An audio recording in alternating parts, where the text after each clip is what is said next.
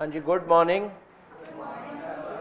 अच्छा, अभी तक जो ऑडिट में हमने पढ़ा है एक बारी पहले उसको रिवाइज करते हैं 5 to 10 मिनट्स लगाकर, फिर आगे इस कहानी को कंटिन्यू करेंगे। ठीक है, आप सब रेडी हैं? यस और नो? है ना? चलो, आप मुझे एक बात बताना, क्या क्या पढ़ लिया था हमने ऑडिट में। चलो, हमने सबसे पहले अगर मैं बात करूं ऑडिट के अंदर, तो हमने पेपर नंबर कौन सा स्टार्ट करा है? 5, जिसका नाम क्या है? Auditing and ethics. तो 100 मार्क्स का पेपर है, तो हमारे को सबसे पहले यही पता होना चाहिए व्हाट इज ऑडिटिंग। ऑडिटिंग क्या होती है, हमें सबसे पहले यही पता होना चाहिए। देखो, किसी भी चीज को चेक करने को हम कहते हैं, हम उसका क्या कर रहे हैं? ऑडिट। लेकिन हमारे कोर्स में किसी भी चीज को चेक करने के लिए नहीं है, हमारे कोर्स में क्या है? फाइनेंशियल स्टेटमेंट को चेक करने को कह रहे हैं। तो इसलिए तो अगर मैं आपसे पूछ लूं ऑडिट क्या है, तो आप बताना स्टार्ट करो। ऑडिटिंग इज एन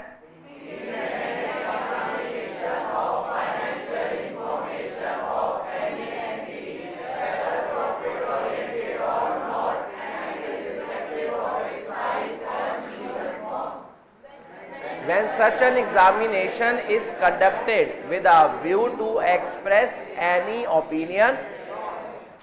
ठीक है, तो किसी भी एग्जामिनेशन को हम इंडिपेंडेंट एग्जामिनेशन कब कह पाएंगे? किसी भी एग्जामिनेशन को हम इंडिपेंडेंट एग्जामिनेशन कब कह पाएंगे? आप बताओ कब कह पाएंगे? जब ऑडिट करने वाला इंसान, तो उसके द्वारा करे जाने वाली एग्जामिनेशन भी,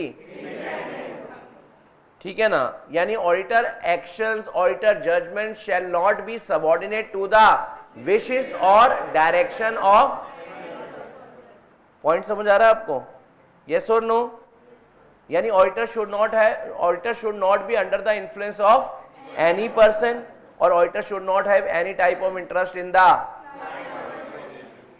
और इंडिपेंडेंट क्यों होना चाहिए, ऐसा कौन कहता है? ऐसे नंबर और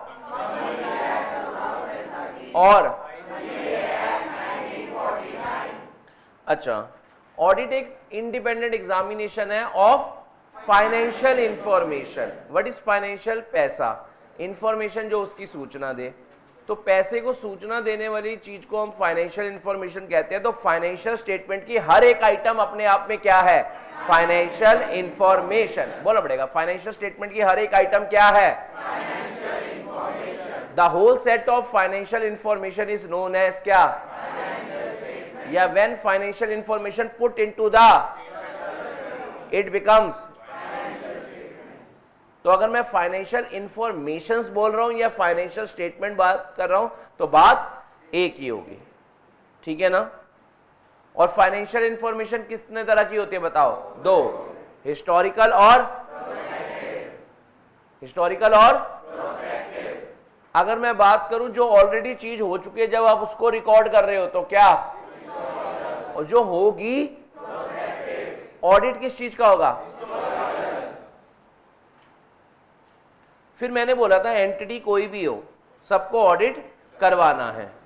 ठीक है, और बताओ बेटा, और एट द एंड ऑडिटर को अपना ओपिनियन देना होता है इन the form of audit report. यहां तक का पॉइंट समझ आ गया?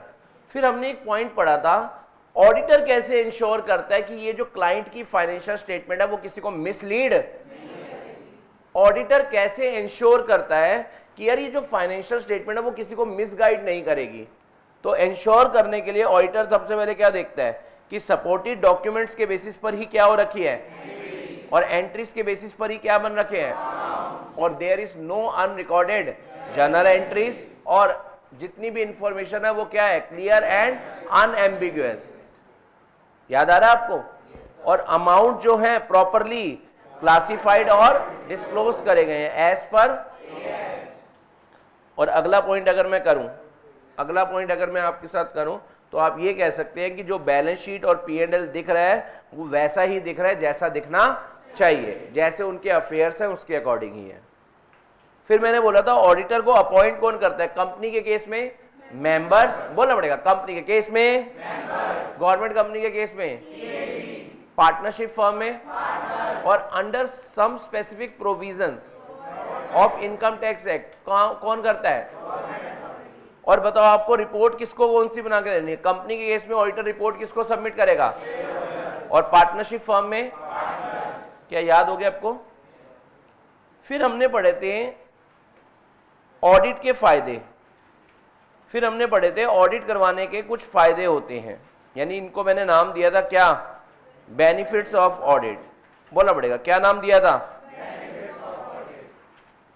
तो आओ जरा ऑडिट के अगर बेनिफिट देखें तो ऑडिट की वजह से फाइनेंशियल इंफॉर्मेशन की क्वालिटी हाई हो जाती है, हाई क्वालिटी इंफॉर्मेशन हो जाती है, और वो लोग सेफगार्ड फील करते हैं। कौन से लोग सेफगार्ड फील करते हैं, जो मैनेजमेंट में इन्वॉल्व तब भी वो सेफगार्ड फील करते हैं, और it act as a moral check.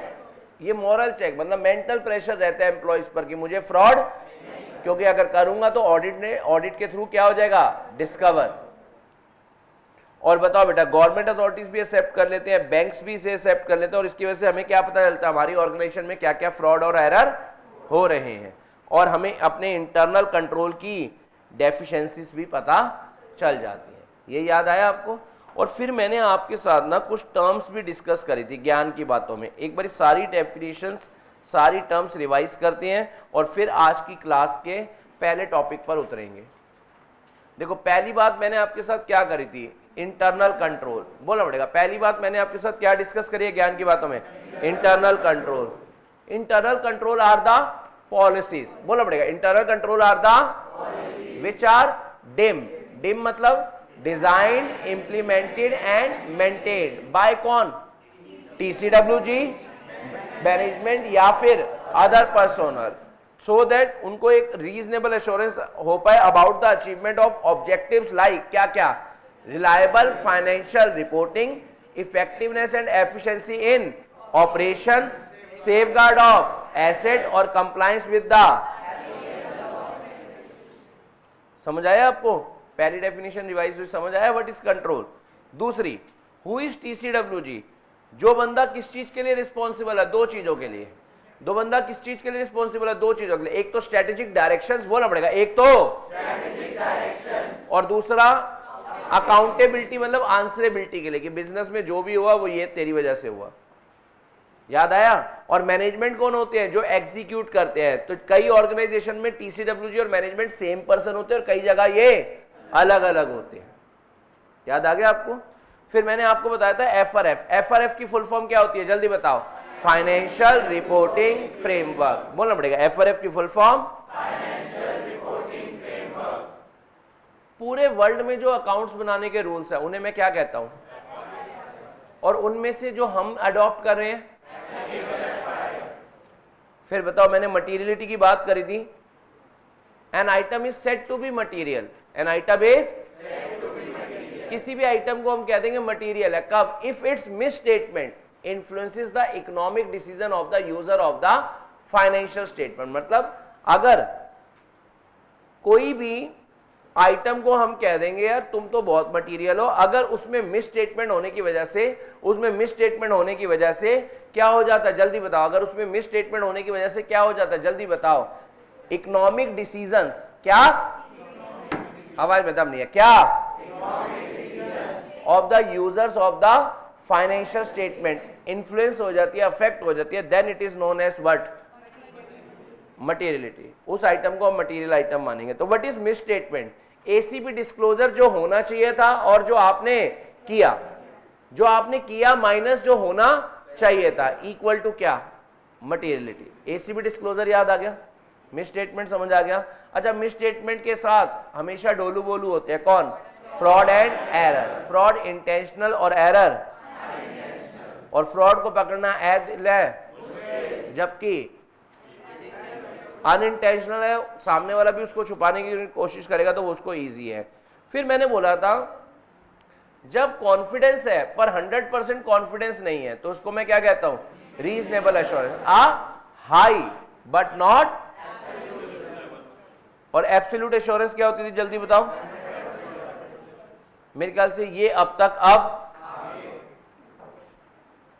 बेटा आज आपको पेज नंबर 1.5 पर आना है।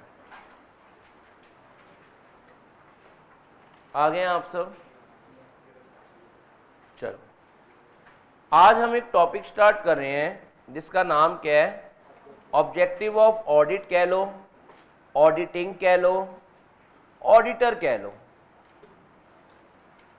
ऑब्जेक्टिव ऑफ ऑडिट कह लो, ऑडिटिंग कह लो, ऑडिटर कह लो, एक बार बोलना पड़ेगा, ऑब्जेक्टिव ऑफ ऑडिट कह लो, ऑडिटिंग कह लो, या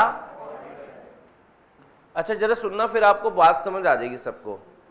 देखो ऑडिटर के जो ऑब्जेक्टिव हैं, एक बार बोलना पड़ेगा, ऑडिटर के जो क्या हैं, मजा नहीं आ रहा, ऑडिटर के जो क्या हैं वो दे रखे हैं एसए नंबर 200 में। किसमें दे रखे हैं बेटा? एसए नंबर, आवाज में दम नहीं है, एसए नंबर 200। एसए नंबर 2 जो है वो बताता है ऑब्जेक्टिव्स ऑफ ऑडिटर के बारे में। कौन बताता है बेटा? एसए नंबर, एसए नंबर 200 बताता है ऑब्जेक्टिव्स ऑफ ऑडिटर के बारे में। बोलो पॉइंट समझ आ रहा है आपको कि ऑडिटर के क्या ऑब्जेक्टिव होंगे? जैसा हर एसए का एक नाम होता है, जैसे अकाउंटिंग स्टैंडर्ड के नाम होते हैं, समझ आ रहा है आपको? अकाउंटिंग स्टैंडर्ड्स के नाम होते हैं, नंबर होते हैं, वैसे ही ऑडिटिंग के स्टैंडर्ड्स के भी क्या होते हैं? नाम होते हैं और नंबर होते हैं। तो अभी मैं ऑडिट का एक स्टैंडर्ड आपके साथ थोड़ा सा डिस्कशन करो जो बता रखा है, एसए नंबर कौन सा? 200, जो ऑडिट के बारे में क्या बताता है कि ऑडिटर का ऑब्जेक्टिव क्या होगा, यानी overall objective of an independent auditor. बोलना पड़ेगा, ओवरऑल ऑब्जेक्टिव्स ऑफ द, मजा नहीं आया, ओवरऑल ऑब्जेक्टिव्स ऑफ द, यानी एसए नंबर 200, एसए नंबर 200 आपको ये बताएगा कि overall objectives of independent auditor क्या होंगे। और साथ में ऑडिटर को एक इंस्ट्रक्शन दे रहा है कि ऑडिटर तुझे जो है ना ऑडिट जो करना है वो कैसा करना है? इन accordance with standards on auditing. तो अगर हम याद करें हमें बातें समझ आनी स्टार्ट हो जाएंगी। हम एसए नंबर कौन सा स्टार्ट करें हैं? 200। 200 में क्या बता रखे हैं? Overall objectives of the independent auditor. सारे बच्चे बोलेंगे क्या दे रखा है? आवाज में दम नहीं, दोबारा। और साथ में and conduct an audit in accordance with, समझ आ रहा है आपको? और साथ में आपको ऑडिट करना है कैसे? एसएस के अकॉर्डिंग। बोलो पॉइंट समझ आ रहा है आपको या नहीं आ रहा? तो इसका नाम याद करते हैं, एसए 200 का नाम याद करते हैं। एक बार मेरे साथ बोलना स्टार्ट करो, एसए नंबर 200 का नाम क्या है? Overall objectives of an independent auditor and conduct the audit in accordance with, ठीक है ना? यानी ऑडिटर के ऑब्जेक्टिव पढ़ते हैं। ये देखो ऑडिटर के दो ऑब्जेक्टिव है, 1 और 2। ऑडिटर के कितने ऑब्जेक्टिव है?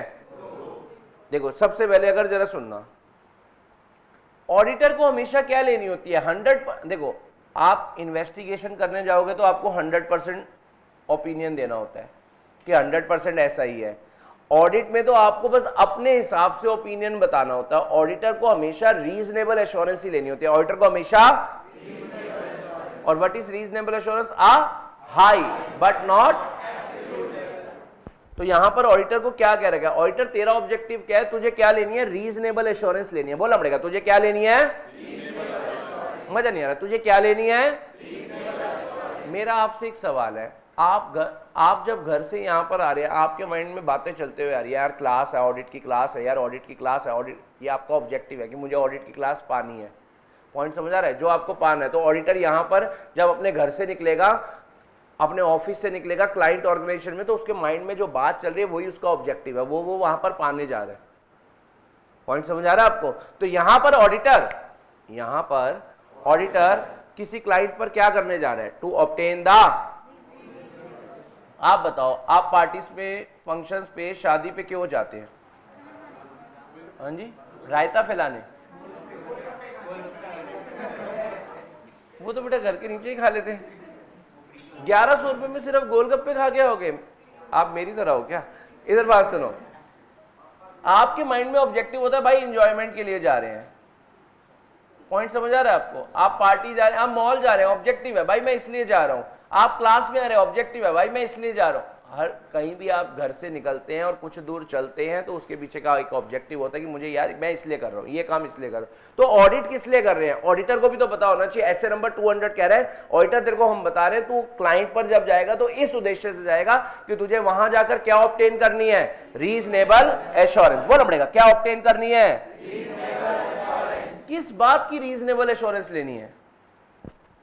वेदर द अबाउट किस बारे में, whether the financial statement as a whole, कि पूरी की पूरी फाइनेंशियल स्टेटमेंट जो क्लाइंट की मैनेजमेंट ने बनाई है are free from material misstatement. और बताओ मिस स्टेटमेंट के साथ ढोलू बोलू कौन होंगे, वेदर ड्यू टू फ्रॉड और अभी यहां तक आप याद करना स्टार्ट करो। आप आंसर लिखना हो तो कैसे लिखोगे, एज पर ऐसे overall objectives of an independent auditor and conduct the audit in accordance with SS issued by ICI, ठीक है ना। The objective of auditor is as follow, पहला to obtain the reasonable assurance whether the financial statement as a whole are free from material misstatement whether due to auditor तू किस उद्देश्य से जा रहा है, तुझे वहां जाकर देखना है, तुझे वहां जाकर एक रीजनेबल एश्योरेंस लेनी है। किस बात की रीजनेबल एश्योरेंस लेनी है, क्या कि जो फाइनेंशियल स्टेटमेंट क्लाइंट ने बना रखी है, जो फाइनेंशियल स्टेटमेंट क्लाइंट ने बना रखी है, बोलना पड़ेगा, जो फाइनेंशियल स्टेटमेंट क्लाइंट ने बना रखी है वो उसमें किसी भी तरह की गड़बड़, समझ आ रहा है आपको, और ये गड़बड़ होने के कारण फ्रॉड भी हो सकता है। और एक बात बताओ, अगर ऑडिटर को ये सब रीजनेबल एश्योरेंस मिल गई, ऑडिटर को ये सब अगर रीजनेबल एश्योरेंस मिल गई तो इससे होगा क्या, वो काबिल हो जाएगा, ऑडिटर क्या हो जाएगा, काबिल, thereby enabling,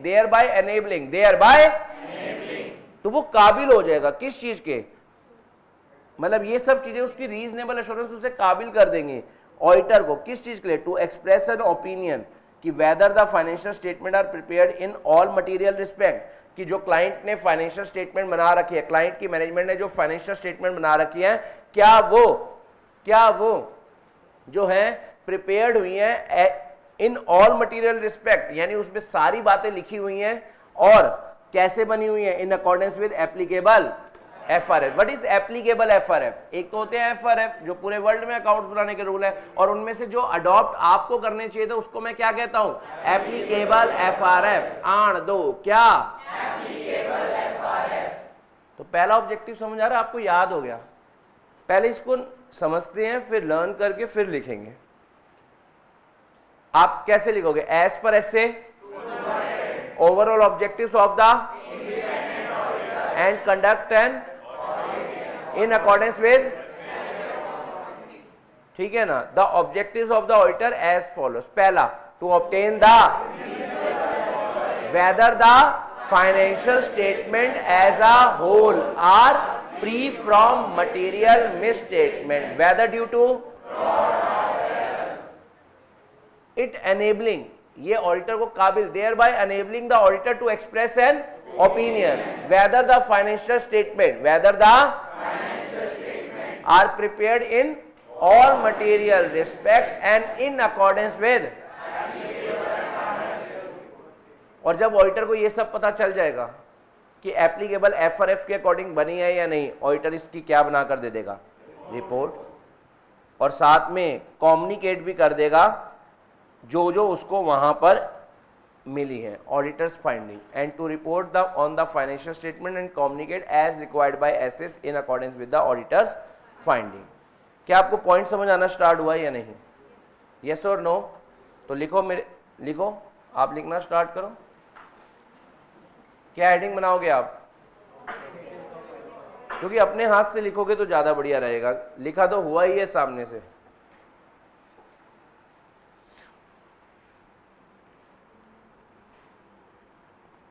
objectives of,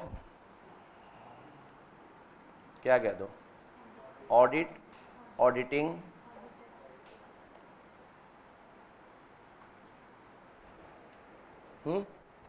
क्या लिखोगे सबसे पहले, एज पर लिखो, एज पर ऐसे, और फिर उसका नाम लिखो, नाम क्या होगा जल्दी बताओ, ओवरऑल ऑब्जेक्टिव्स ऑफ द, लिखो, overall objectives of the independent auditor and conduct the audit, overall objectives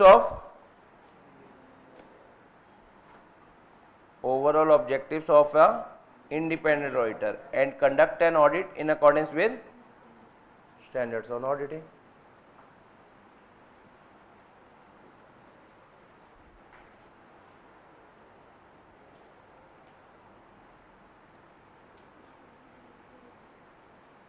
लिख लिया?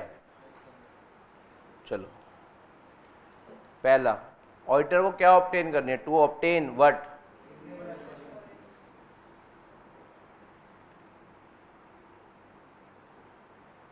रीजनेबल किस बात की? वेदर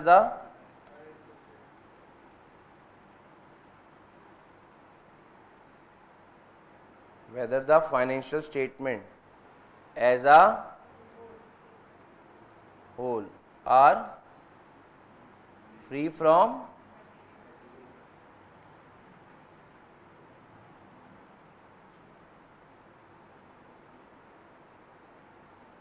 whether due to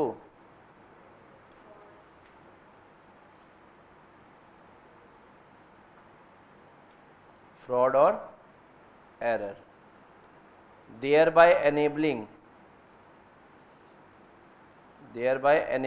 इससे क्या होगा? द ऑडिटर क्या कर पाएगा? thereby enabling द ऑडिटर क्या?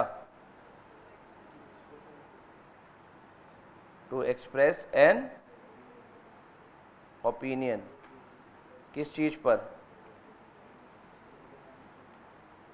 ओपिनियन किस चीज पर? Weather financial statement is prepared, दो लेवल पर, in all material respect, in all material respect plus in accordance with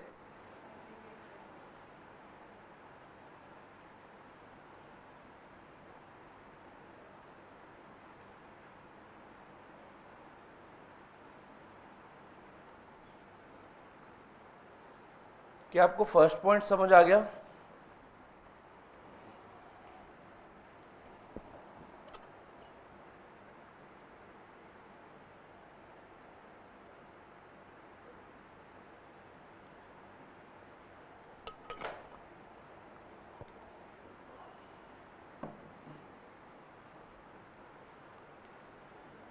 हाँ जी, समझ आया आपको फर्स्ट पॉइंट? अच्छा, सेकंड क्या लिखोगे जल्दी बताओ? रिपोर्ट करनी है प्लस कम्युनिकेट करना है। आपको रिपोर्ट करनी है और क्या करना है जल्दी बताओ? ठीक है ना? रिपोर्ट किस पे करनी है? ऑन द, और कम्युनिकेट करनी है क्या? ऑडिट फाइंडिंग्स, जो ऑडिट में आपको मिला। कैसे? इन अकॉर्डेंस विद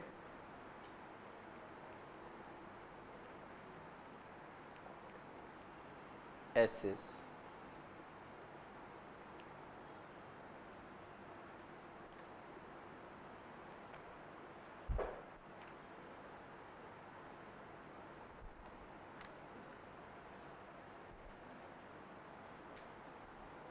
ये दोनों के नीचे कर लो, ज़्यादा बढ़िया रहेगा। रिपोर्ट करनी है ऑन द फाइनेंशियल स्टेटमेंट और कम्युनिकेट करनी है audit finding in accordance with SAs. क्या आपको ऑब्जेक्टिव समझ आ गया? बोलो बेटा, यस और नो?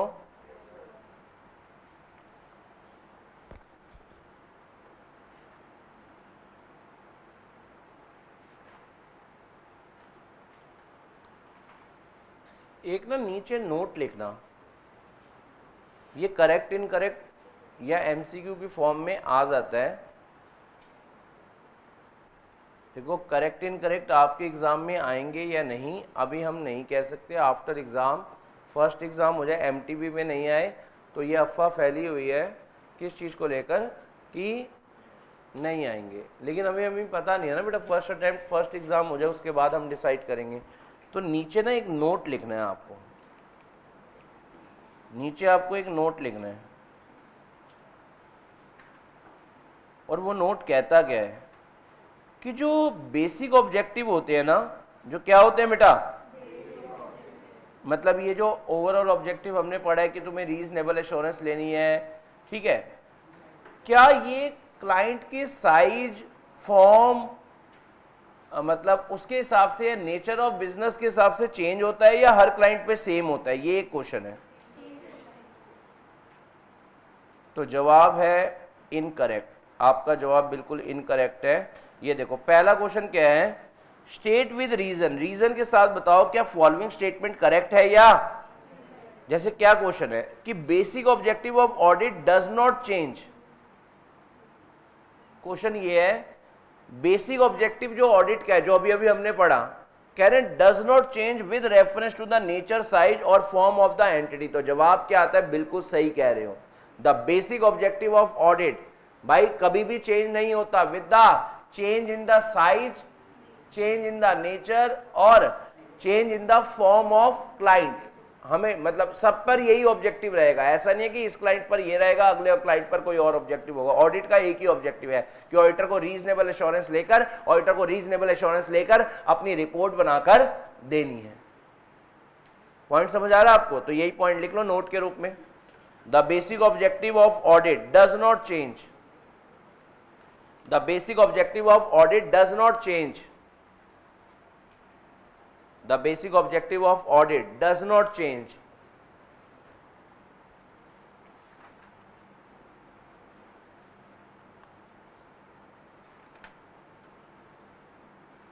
With reference to,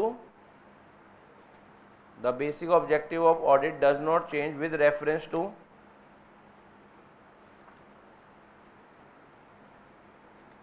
क्या, नेचर, साइज और फॉर्म, नेचर, साइज और फॉर्म।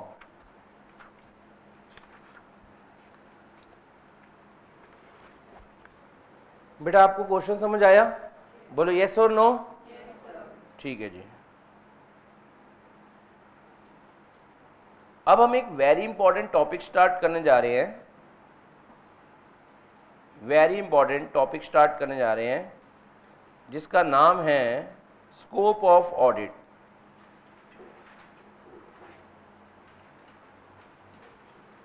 और इसके लिए आप सबको आना है। अच्छा ये देखो एक इसका क्वेश्चन है, वो हम सॉल्व कर लेते हैं, ओपिनियन ऑब्जेक्टिव के ऊपर, वो आप सॉल्व कर लो, 2-3 बार आया हुआ है। कह रहे CAN is the auditor of SR limited. कहां पर है ये क्वेश्चन? पेज नंबर 1.6 पर। CAN is the auditor of SR Limited. The auditor expressed his opinion on the financial statement. बेटा जो CAN है वो ऑडिटर है कहाँ के? SR Limited के। और auditor expressed his opinion on the financial statement without ascertaining as to the whether the financial statement as a whole were free from material misstatement or not। मतलब बिना ये जाने कि financial statement as a whole free from material misstatement है या नहीं, ये बिना जाने ही ऑडिटर ने अपना ओपिनियन दे दिया। बताओ ऑडिटर ने ठीक करा या नहीं करा? हम in your opinion, in your opinion, आपसे ओपिनियन बोल रहे हैं, मतलब ये क्वेश्चन आपसे पूछ रहे हैं 10 की करा? नहीं, मैं वैसा नहीं हूं, इधर आओ। हाँ और क्या, इन योर ओपिनियन तुम अपने हिसाब से बताओ whether CAN has complied with the objectives of audit considering the applicability of the relevant asset। क्या N ने अपना काम सही ढंग से करा या नहीं करा? हम N को उल्टा ये कहेंगे, ये तूने क्या किया। पॉइंट समझ आ रहा है आपको? यहां पर हम यही कहेंगे, ये तूने क्या किया, क्योंकि तूने क्या नहीं किया, तूने without obtaining reasonable assurance opinion दिया कैसे। पॉइंट समझ आ रहा है आपको क्वेश्चन? तो in the given case SR limited CAN expressed his opinion on the financial statement without obtaining reasonable assurance about whether the financial statement as a whole are free from material misstatement or not। Therefore कौन सा 4? It can be concluded that CAN did not comply with the objective of audit as stated in essay। in essay। Point समझ आया आपको? बोलो yes और no। Very good बेटा, बहुत ही बढ़िया। इसके बाद आपको पेज नंबर 1.6 पर ही एक हेडिंग दिख रही होगी, स्कोप ऑफ ऑडिट। देखो दिख पा रही है? तो अब जरा सुनना एक बार, रुको रुको रुको, नोटिंग से पहले रुको रुको रुको रुको रुको। देखो मैं आपको बताता हूं, स्कोप ऑफ ऑडिट के ना दो पार्ट्स बन जाएंगे। ऑडिट के दायरे में क्या क्या आता है और क्या क्या, समझ आ रहा है आपको? तो आपको क्या करना चाहिए, आपको क्या क्या करना चाहिए, पहले तो मतलब पेज के मिडल में, मतलब जो ऊपर होता है स्पेस, उसमें एक हेडिंग बनाएंगे स्कोप ऑफ ऑडिट, और फिर दो झूले लटका देंगे। पहले वाले पे लिखेंगे व्हाट इट इंक्लूड्स, और दूसरे वाले पे आप लिखेंगे what it does not include. मतलब ऐसे एक ही बात है, व्हाट इट इंक्लूड्स एक तरफ तो वो लिखेंगे, और दूसरी तरफ हम क्या लिखेंगे, व्हाट इट मतलब ऑडिट में, मतलब ऑडिट के दायरे में क्या आ जाता है और ऑडिट के दायरे में क्या, समझ में दम नहीं है, ऑडिट के दायरे में क्या आ जाता है और ऑडिट के दायरे में क्या, वो हमें सीखना है। तो टॉपिक का नाम है स्कोप ऑफ ऑडिट, बोलना पड़ेगा, टॉपिक का नाम है स्कोप ऑफ, मजा नहीं आ रहा, टॉपिक का नाम है स्कोप ऑफ ऑडिट, और इसमें हम पहली तरफ क्या लिखेंगे, व्हाट इट इंक्लूड्स, और दूसरी तरफ हम क्या लिखेंगे, what it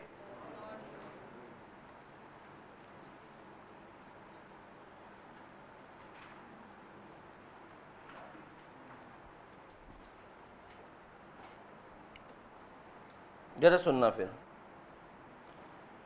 what it includes कह रहे देखो ऑडिट के दायरे में क्या क्या आ जाता है। पहला पॉइंट जरा भी रुकेंगे, नोट नहीं करेंगे, पहले समझेंगे। पहले हम पढ़ रहे हैं ऑडिट में क्या क्या आ जाता है।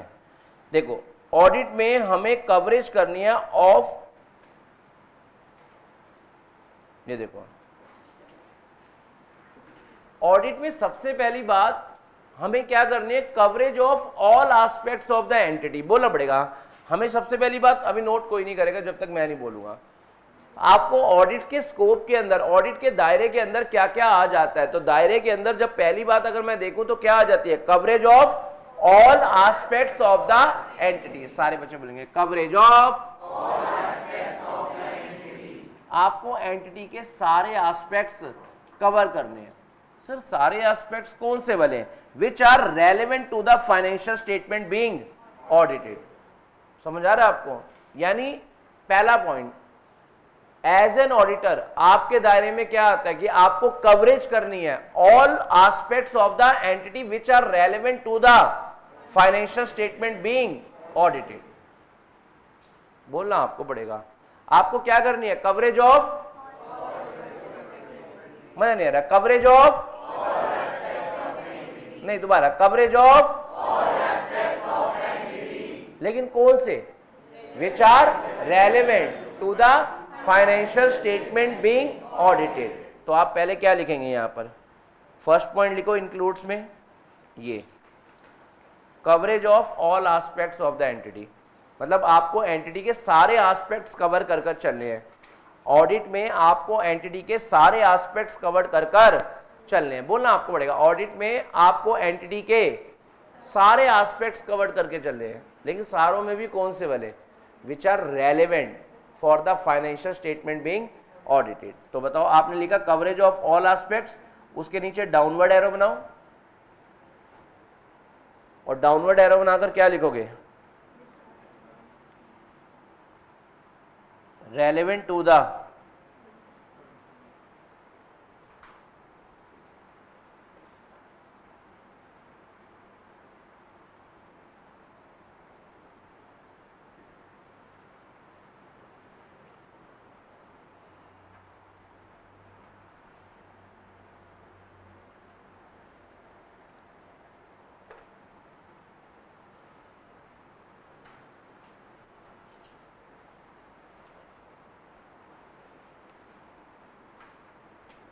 हाँ जी चले आगे बात करें आपके साथ, हाँ जी चलें आपके साथ बात करें, ठीक है।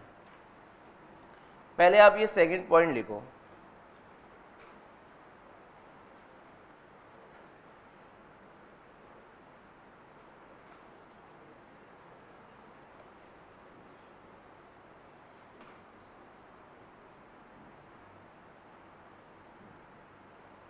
Reliability and sufficiency of financial information, reliability और सफिशिएंसी ऑफ फाइनेंशियल इंफॉर्मेशन।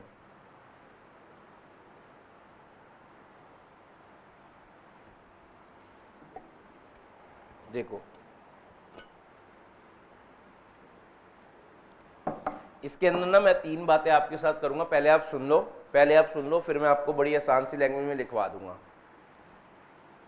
देखो सबसे पहले ऑडिटर की स्कोप, ऑडिट के दायरे में ये तो आ जाता है कि हमें सारे एस्पेक्ट्स कवर करके चलने हैं जो ऑडिट के लिए रेलेवेंट है, जो फाइनेंशियल स्टेटमेंट के ऑडिट के लिए रेलेवेंट है वो हम कवर करेंगे। दूसरी बात जरा सुनने वाली है यार, जिसके बेसिस पर अकाउंट्स बन रहे हैं, जिस डेटा के बेसिस पर अकाउंट्स बन रहे हैं, जिस डेटा के बेसिस पर वो डेटा रिलायबल है या नहीं, ये देखना है। समझ रहे हो आप मेरी बात? देखो जरा, the auditor should reasonably satisfied that information contained in underlying records and other source data is reliable and sufficient basis for preparation of financial statement. यानी ऑडिटर को इसके अंदर सबसे पहले क्या देखना होगा, इस ऑडिटर के दायरे के अंदर क्या आ रहा है, वो जरा ध्यान देने वाली बात है। ऑडिटर के दायरे के अंदर क्या आ रहा है भाई, जिस अंडरलाइंग रिकॉर्ड्स और डेटा के बेसिस पर फाइनेंशियल स्टेटमेंट बन रही है, क्या वो डेटा सफिशिएंट और रिलायबल है या नहीं। पहला पॉइंट ये समझ आया आपको? लिखो फिर पहला यहां, तो सेकंड पॉइंट में आपने लिखा हुआ है ना, तो इसके अंदर आप फर्स्ट बुलेट लिखो,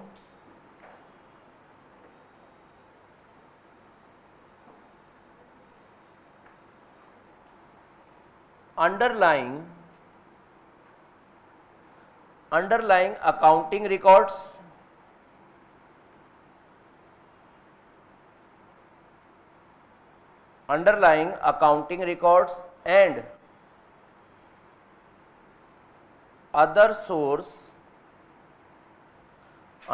accounting records and other source data क्या क्या हो सकते हैं, लाइक पहला bill, voucher, documents etcetera.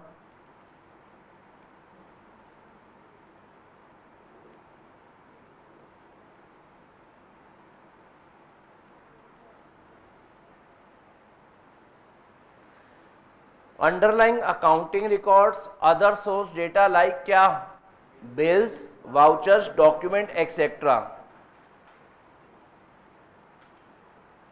Sufficient and reliable है या नहीं, क्योंकि इनके बेसिस पर ही तो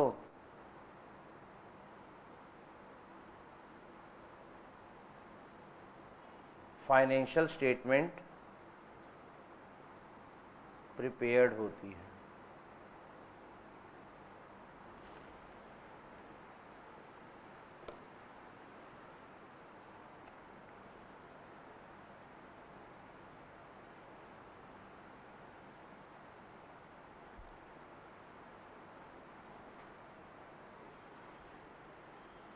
Underlying accounting record and other source data like bills, voucher, document sufficient and reliable हैं या नहीं। ऑडिटर तुम्हें इसकी क्या लेनी है, रीजनेबल एश्योरेंस, मतलब ऑडिटर सफिशिएंट एंड रिलायबल है या नहीं है, इसके लिए तुम्हें रीजनेबल सेटिस्फैक्शन लेनी है।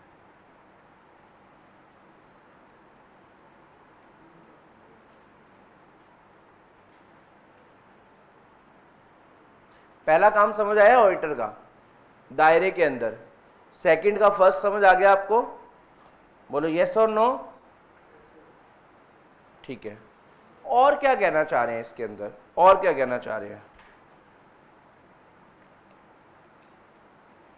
देखो ऑडिटर ना ये भी जानना चाहेगा जो फाइनेंशियल बेटा देखो सोर्स डेटा तो चेक कर लिया, लेकिन जो फाइनेंशियल स्टेटमेंट में एक एक आइटम लिखी हुई है उसको मैं क्या कहता था, फाइनेंशियल इंफॉर्मेशन। आण दो, उसे मैं क्या कहता था।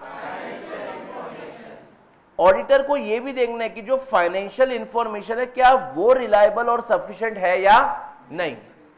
और ये देखने के लिए ऑडिटर को दो काम करने पड़ेंगे। एक तो उसे स्टडी करनी पड़ेगी क्लाइंट के अकाउंटिंग सिस्टम और इंटरनल कंट्रोल की, और दूसरा उसे कुछ प्रोसीजर्स लगाने पड़ेंगे ये पता लगाने के लिए कि financial information sufficient and reliable है या नहीं। तो यानी दूसरा काम उसे क्या करना होगा, दूसरा काम उसे क्या करना होगा, जल्दी बताओ। Financial information reliable and sufficient है या नहीं है ये पता लगाना होगा। और ये पता लगाने के लिए उसको कितने काम करने पड़ेंगे, दो। पहला काम स्टडी करनी पड़ेगी, स्टडी एंड असेसमेंट ऑफ क्या, क्लाइंट का accounting system and internal control. और दूसरा काम क्या, उसको कुछ ऑडिट प्रोसीजर्स लगाने पड़ेंगे, लाइक क्या, टेस्ट करने पड़ेंगे, कुछ इंक्वायरीज करनी पड़ेगी, कुछ प्रोसीजर्स लगाने पड़ेंगे। तो क्या आपको समझ आ रहा है या नहीं। यानी दूसरा क्या हो गया, दूसरे के अंदर दूसरा ऑडिटर को लिखो, दूसरे में लिखो ऑडिटर को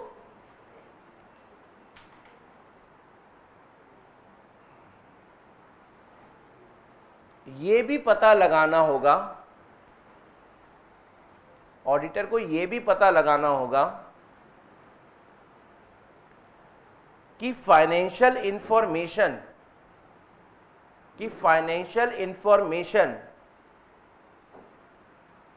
सफिशिएंट एंड रिलायबल है या नहीं,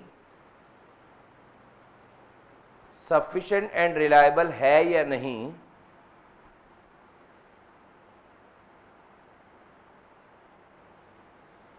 जिसके लिए वो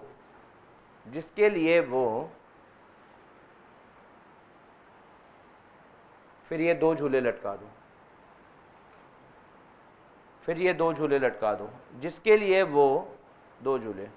बताओ क्या करेगा, स्टडी एंड असेसमेंट ऑफ, बोलो study and assessment of what. पहले वाले झूले पे लिखो, जिसके लिए वो study and assessment of accounting system करेगा, study and assessment of accounting system and internal control करेगा।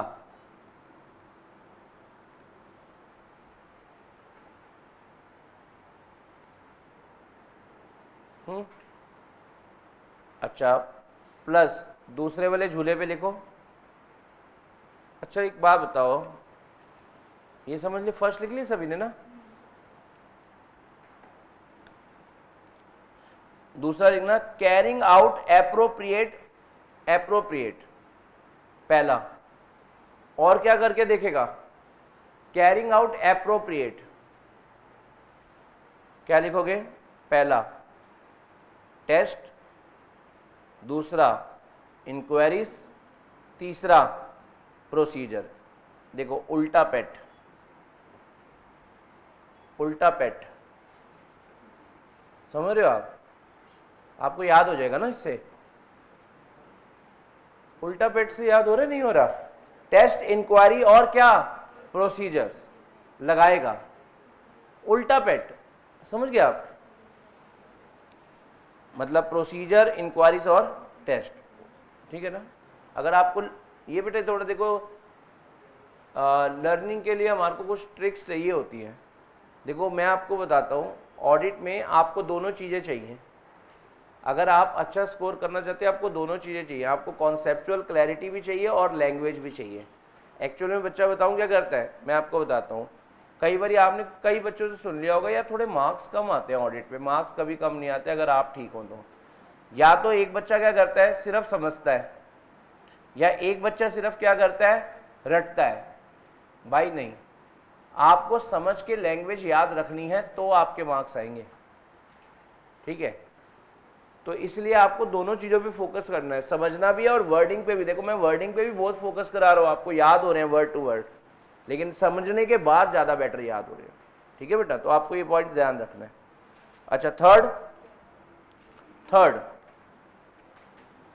काम का क्या है, देखो फर्स्ट आपने लिख लिया था, ऑडिटर को क्या करनी है, जल्दी बताओ, कवरेज ऑफ मजा नहीं आ रहा। कवरेज ऑफ, जो बोले उसका अटेम्प्ट क्लियर हो जाए। क्या? विचार, विचार, वेरी गुड। और दूसरा काम उसके दायरे में क्या आ जाता है बताओ? दूसरा काम जो उसके दायरे में आ जाता है बताओ क्या? नहीं, मजा नहीं आया, दोबारा।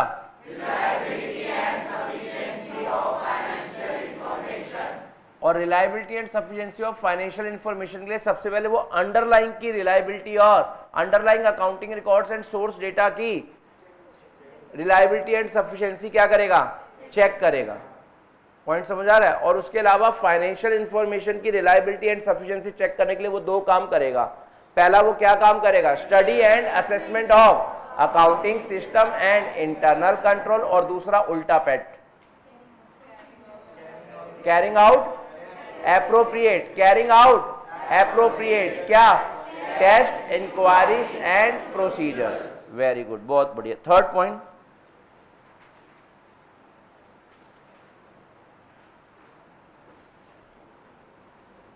Third point, proper disclosure of financial information.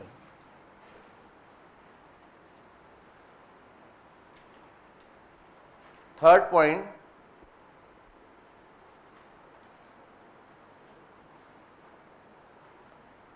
Proper disclosure of क्या? Financial statement. जरा सुनो, इसके अंदर सबसे पहले बताओ यार, शेड्यूल 3 आपको डिस्क्लोजर रिक्वायरमेंट बताता है। अकाउंटिंग स्टैंडर्ड्स आपको कई तरह की डिस्क्लोजर रिक्वायरमेंट बताता है कि आपकी रिलेटेड पार्टीज जो है उनकी लिस्ट बताओ, उनके साथ कौन सी ट्रांजैक्शन करी और उस ट्रांजैक्शन का नेचर क्या था, सब कुछ बताओ। तो सबसे पहले ऑडिटर के दायरे में ये भी रहता है कि ऑडिटर को सिर्फ प्रिपरेशन नहीं चेक करनी होती, प्रेजेंटेशंस भी चेक करनी होती है, क्योंकि वो भी तो बता रखी होती है। तो मतलब ऑडिट के दायरे में ये भी आ जाता है क्या? क्या क्लाइंट ने फाइनेंशियल इंफॉर्मेशन का प्रॉपर डिस्क्लोजर करा है या नहीं, as per applicable FRF statutory requirements. Point समझ आ रहा है आपको या नहीं? तो आपने इसके नीचे जहां आपने ये बनाया ना, दो झूले लटकाना, थर्ड पॉइंट लिखा है ना आपने, थर्ड पॉइंट लिखा है ना, proper disclosure of financial information. बोलो लिखा है या नहीं लिखा? उसके नीचे दो लिखो जरा, प्रॉपरली डिस्क्लोज्ड लिखो, फर्स्ट वाले झूले पे, प्रॉपरली डिस्क्लोज्ड एज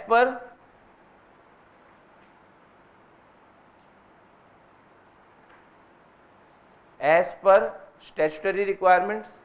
ऑडिटर को ये देखना होता है।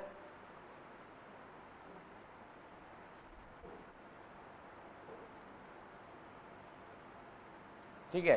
अच्छा एक बात बताओ, कई लोगों को बताओ क्या लगता है, जरा सुनना, कई लोगों को ये लगता है कि अगर हमने सीए रख लिया ना, वो हमारे सारे काम करेगा, वो हमारे अकाउंट्स भी बना देगा, वो हमारे टैक्स भी भर देगा, वो हमारा ऑडिट भी कर देगा। असी रखे हुए है एक सीए, वो सारे काम कर देना है, इन्हें पैसे ले जाता है। ऐसे वाले वर्ड्स जरा आप बिजनेस की लैंग्वेज में सुनेंगे, हमने एक सीए रखा हुआ, वही सारा काम संभालता है। समझ आ रहा है आपको? ऐसा बहुत ज़्यादा आपको मार्केट में सुनने को मिलेगा, जबकि ऐसा नहीं होता। प्रैक्टिकली लोग बताऊं क्या करते हैं, एक बंदे को आपने सारा काम दे दिया, वो अकाउंट्स खुद बनवा लेता है, ऑडिट खुद करके एंड में ऑडिट रिपोर्ट पर किसी के क्या भी करवा लेता है, साइन करा लेता है। तो ऐसा ऑन पेपर क्या दिखता है कि ऑडिट करा इसने, अकाउंट्स इसने बनाए और ऑडिट इसने करा, लेकिन प्रैक्टिकली वो खुद ही कर रहा होता है छोटे क्लाइंट्स पे सब कुछ। तो यहाँ पर यही वाली बात बच्चे करने जा रहे हैं हम। ये देखो, the management is responsible for preparation and presentation of financial statement and makes many judgment in the process of preparing and presentation of financial statement. यानी ये बात हम क्लियर कर देंगे, ऑडिटर कहेगा ये मेरे दायरे के बाहर की बात है, ये मैं नहीं करूंगा, मैं तो चेकिंग करूंगा, मैं बनाऊंगा नहीं अकाउंट्स। तो यानी अगला पॉइंट जो सेकंड वाला झूला है ना, उस पे लिख दो, ये सेकंड वाला दो झूले लटकाए थे ना। पहला, ऑडिटर को यह देखना होता है क्या properly disclose as per statutory requirement हुआ है या नहीं। और दूसरी बात, ये क्लैरिटी है, ऑडिटर क्या देता है, एक क्लैरिटी, क्लैरिफिकेशन देता है। और उसमें क्या बताता है क्लैरिफिकेशन में कि मैनेजमेंट रिस्पॉन्सिबल है। ये बेटा अंडरलाइन जो करा है, हाँ जी लिखो क्या हो गया।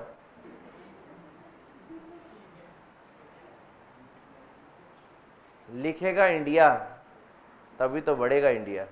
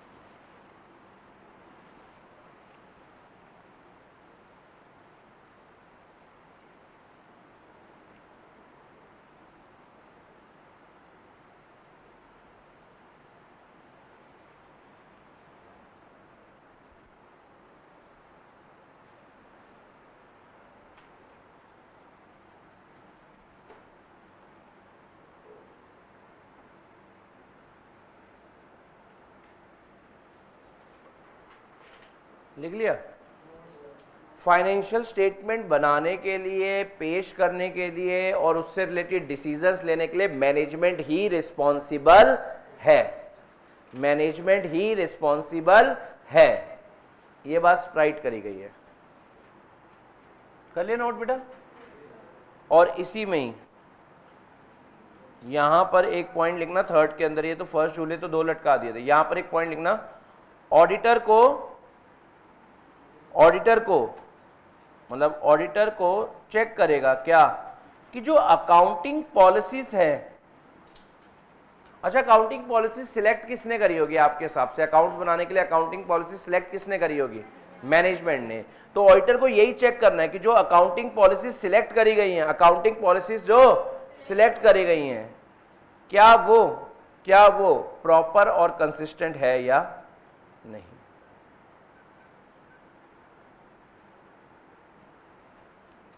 ये सब ऑडिटर के दायरे में आ जाता है, ये सब व्हाट इट इंक्लूड्स में आ जाता है। समझ आ रहा है आपको? बोलो यस और नो। अब what it does not include तो बहुत ही आसान है, बहुत ही आसान है। इसकी फीस रिफंड कर दो, आसान है तो, लेकिन मेरे समझाने के बाद आसान है। What it does not includes, आ जाओ। कह रहे ऑडिट में क्या क्या नहीं आएगा, ऑडिट में क्या क्या नहीं आएगा। एक बात बताओ, मैं आपसे पूछता हूं, इधर ध्यान देना। आईसीआई ने भी ये आईसीआई के मॉड्यूल की लैंग्वेज ही है जो मैं आपको पढ़ा रहा हूं, जरा सुनना। आईसीआई ने यही दे रखी है चीजें अब, लेकिन मैं आपको जो समझा रहा हूं वो जरा सुनना। यार ये बिल्डिंग सही बनी है या नहीं, ये ऑडिटर का काम होगा। वो तो आर्किटेक्ट इंजीनियर्स वगैरह बताएंगे ना कि सही बनी है या नहीं, कि जो सीमेंट यूज हुआ है उस सीमेंट में जान है या नहीं है, या दीवारें बोल उठेंगी या नहीं, हमें क्या पता। यानी ऑडिटर के दायरे के बाहर है ये। ऑडिटर को तो ये देखना है बिल्डिंग जो खरीदी है उस पर क्या डेप्शन लगना चाहिए, उसका तो कंसर्न वो है। तो बोल दिया गया क्या क्या चीजें ऑडिट में नहीं आती।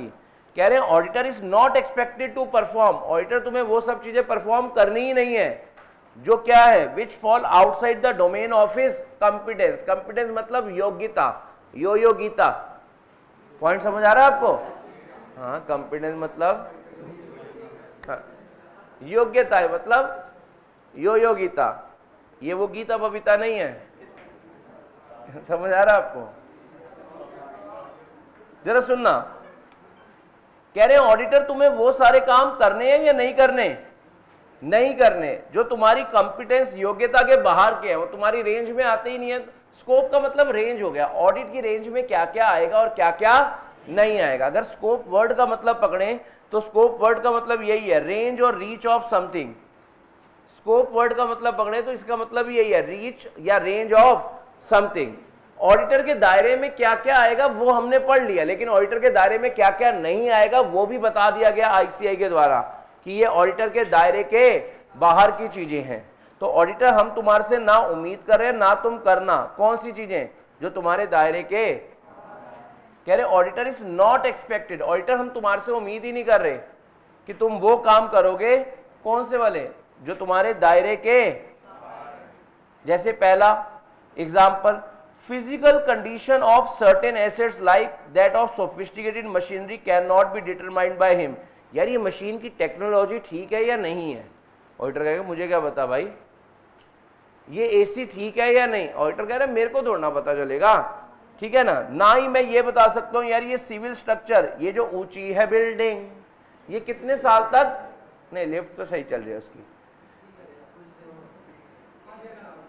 क्योंकि ये बिल्डिंग अपने आप में यही कहती है ऊंचिया निकल तेरे यार, वापिस आ जाओ इधर, इधर आओ। तो वो कहेगा यार ये मेरे काम नहीं है, मशीन सोफिस्टिकेटेड है या नहीं, बिल्डिंग का सिविल स्ट्रक्चर सही बना है या नहीं, कितने साल तक बिल्डिंग चल जाएगी। ऑडिटर कह रहे हैं ये मेरे काम नहीं है, ये तो कौन करेगा, क्वालिफाइड इंजीनियर जो होंगे वो करेगा ना। अच्छा एक और बात करते हैं यार, मान लेते हैं आप थोड़ा सा इमेजिन करना है, ये एक कागजात है, किसी भी चीज के कागजात हैं, ये ओरिजिनल है या नकली है, ऑडिटर इस चीज का एक्सपर्ट नहीं है, ये भी ऑडिटर के दायरे में नहीं आना कि यार ये असली कागजात है या नकली कागजात है। देखो आपने कई बार अगर सेल परचेज ऑफ प्रॉपर्टी करते हैं और आपने कई बार सुना होगा भाई प्रॉपर्टी के कागजों में दिक्कत थी, पता ही नहीं चल पाया, नकली कागज के बेसिस पर हमें प्रॉपर्टी बेच के वो बंदा फ्रॉड करके निकल गया। तो यहां पर भी यही भी आप कह रहे हैं, बहुत बढ़िया पॉइंट है ये, कह रहे हैं ऑडिटर के दायरे में और क्या नहीं आएगा भाई, अब मेरे जो काम है ही नहीं, auditor is not an expert, auditor इस चीज में एक्सपर्ट नहीं है फॉर ऑथेंटिकेशन ऑफ डॉक्यूमेंटेशन, कि कोई डॉक्यूमेंट नकली है या असली है। यार आप बताओ आज तक आप अपने दोस्त को नहीं पहचान पाए कि वो असली है या, तो भाई ऑडिटर कैसे अपने डॉक्यूमेंट्स वगैरह को बता पाएगा। तो यहां पर यही है, कह रहे auditor is not an expert in authentication of documents, the genuineness of the document can not be authenticated by him because he is not an expert in that field. Point समझ आ रहा है आपको, यस और no? तो बताओ auditor के दायरे में क्या क्या नहीं आएगा। पहला लिखो जरा, पहला ये लिखो,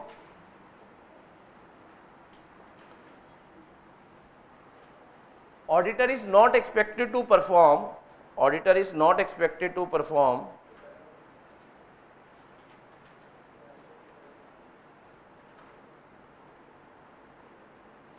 auditor is not expected to perform, auditor हम तुम्हारे से उम्मीद नहीं कर रहे, ये तुम्हारे दायरे के बाहर की चीज है कि तुम वो वाले काम करो जो तुम्हारी डोमेन के बाहर के हैं।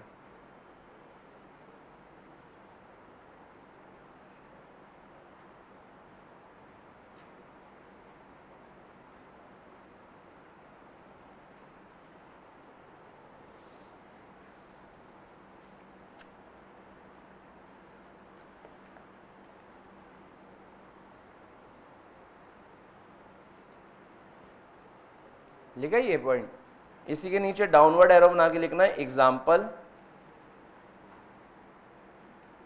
पहला physical conditions of certain assets,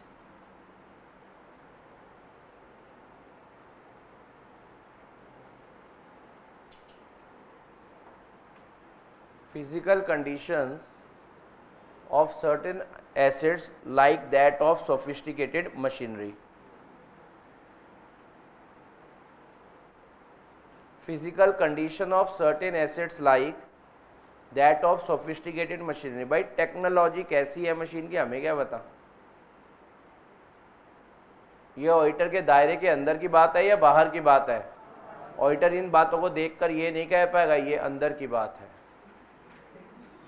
point समझ आ रहा है आपको? और दूसरे वाले झूले पे क्या, to determine suitability and life of civil structures, ये काम भी उसके नहीं है भाई।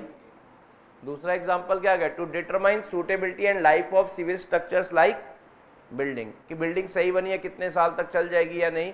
ऑडिटर कह रहे मुझे क्या पता यार, मेरे को तो हिसाब किताब चेक करना आता है, वो मेरे से करवा लो, ये थोड़ा ना मैं बताऊंगा, मैं कोई इंजीनियर थोड़ा ना हूं।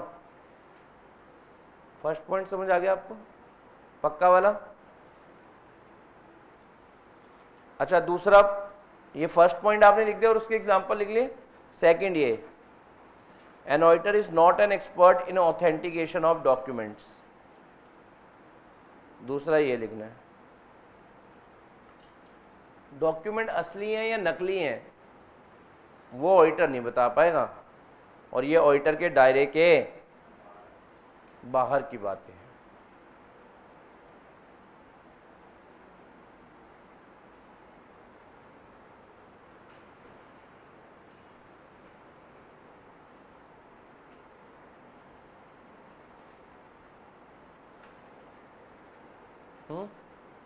दो बातें समझ आ गई, पक्का।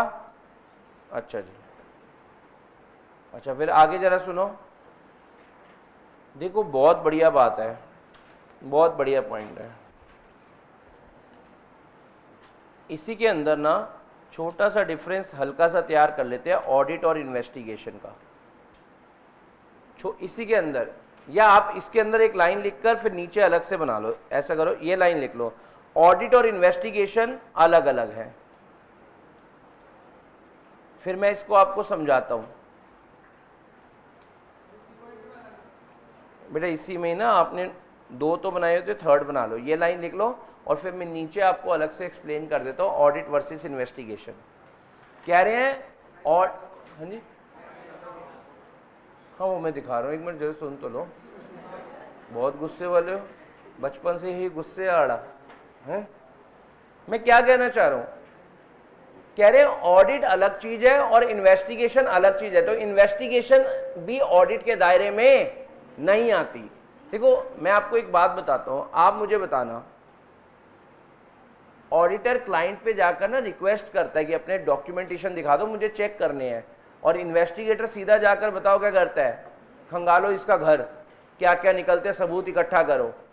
इन्वेस्टिगेटर के पास अलग टाइप की पावर होती है, वो सामने वाला नहीं बता रहा दो लगाएगा, कैसे नहीं बता रहा, बता चल इसकी सच्चाई बता।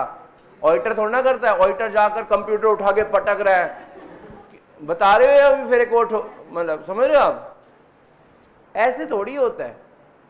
ऑडिट अलग चीज है, इन्वेस्टिगेशन अलग चीज है। ऑडिट में आप करते हो इंडिपेंडेंट एग्जामिनेशन और इन्वेस्टिगेशन में आप करते हो क्रिटिकल एग्जामिनेशन। हर चीज में आप पूछते हो वाई दिस, पॉइंट समझ आ रहा है, हर चीज पर क्यों लगाते हो, और फिर वो आपको सामने से बताते हैं क्योंकि, क्योंकि, पॉइंट समझ रहे हैं, वापिस आ जाओ। तो यहां पर यही है, audit and audit is not an official investigation. Audit के दायरे में इन्वेस्टिगेशन नहीं आती। कहीं कुछ लोग ये समझ ले कि ऑडिट हो रहा है तो मतलब इन्वेस्टिगेशन हो रही है। Audit is not an official investigation into alleged wrong doing. आप किसी के ऊपर इल्जाम, गलत, किसी ने गलत करा उसका इल्जाम वगैरह लगाने नहीं जा रहे। समझ आ रहा है आपको? ऑडिट अलग है, इन्वेस्टिगेशन अलग है। बोल दो।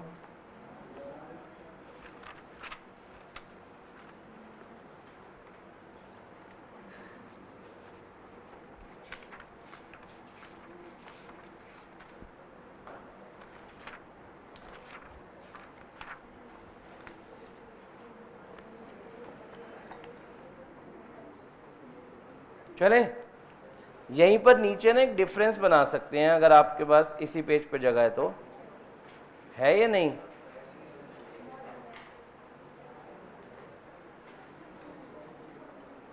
ऑडिट और इन्वेस्टिगेशन, छोटा सा डिफरेंस बनेगा 2-3 पॉइंट का, तो ऐसे मत करना कहीं पूरा पेज पे बना दो लोग, छोटा सा है। पहला,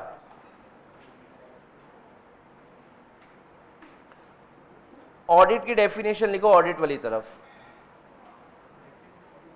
लिखो, Audit is an independent examination of financial information of any entity, whether profit oriented or not. लिखो ना, नहीं बस देखनी है, लिखो। एग्जामिनर भी पूछेगा आपसे, मार्क्स लिखने हैं क्या? हाँ,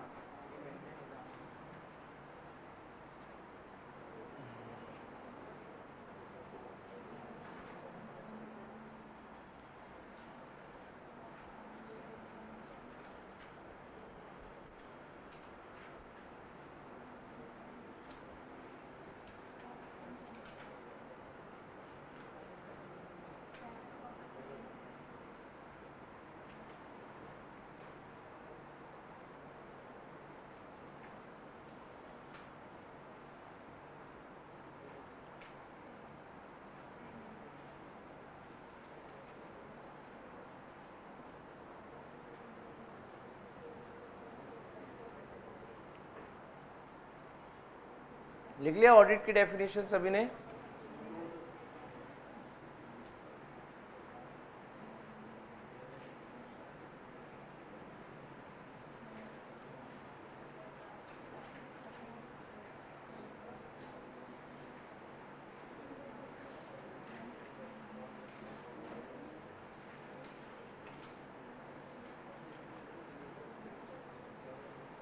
ठीक है, अच्छा अब जरा सुनना,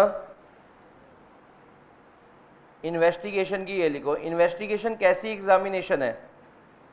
is a critical examination of accounts with a special purpose. इसके पीछे एक पर्पस होता है कि हम इसलिए कर रहे हैं।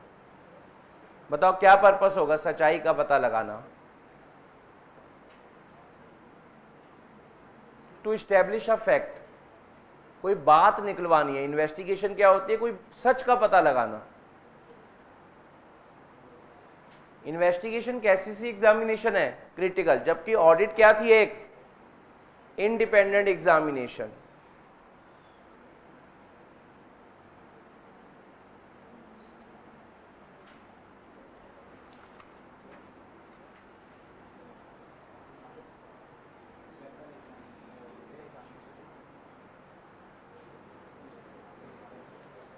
पहला पॉइंट समझ आ गया आपको?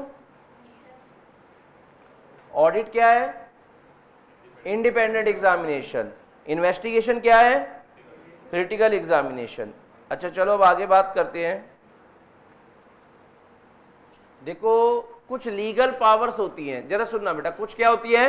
लीगल पावर्स, कि आप सर्च कर सकते हैं सामने वाले को, रिकॉर्डिंग ऑफ विटनेस कर सकते हैं ऑन ओथ, रख गीता पर हाथ, जो कहेगा सच कहेगा, मतलब शपथ ग्रहण करवा सकते हैं। पॉइंट समझ आ रहा है आपको? विच में be necessary for carrying out an official investigation. इस तरह की लीगल पावर, बताओ बेटा, इस तरह की लीगल पावर कहां पर नहीं मिलती? ऑडिट में।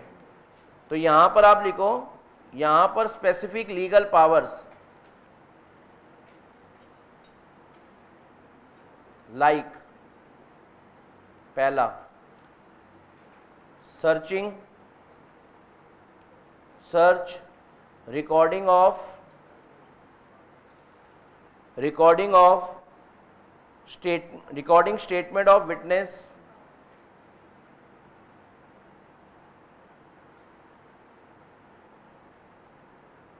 कर सकते हो,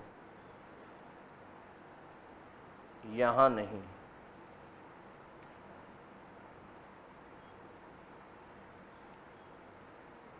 ऐसी वाली पावर आपको यहां तो मिल जाती है लेकिन यहां नहीं मिलती। Legal powers. क्या आपको दो पॉइंट समझ आए अभी तक के या नहीं आए? वो इंडिपेंडेंट एग्जामिनेशन, ये क्रिटिकल एग्जामिनेशन। यहां लीगल पावर मिलती है, यहां पर लीगल पावर्स।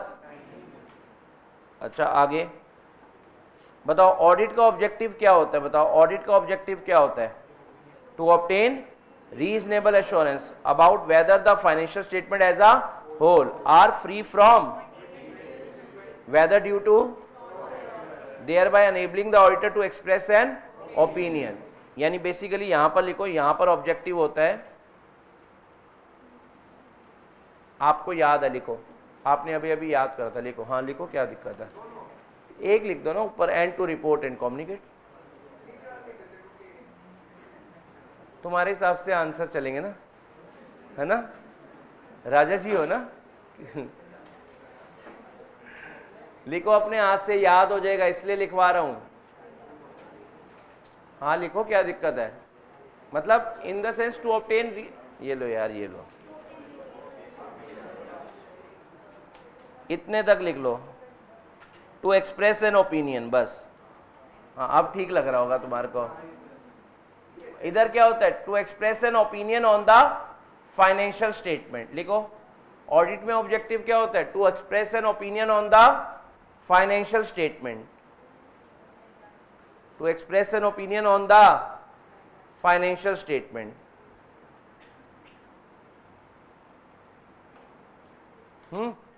और यहां पर आपको क्या पता लगाना होता है? To check the accounts whether fraud really exist, to check whether the fraud really exist, to check the accounts whether fraud really exist.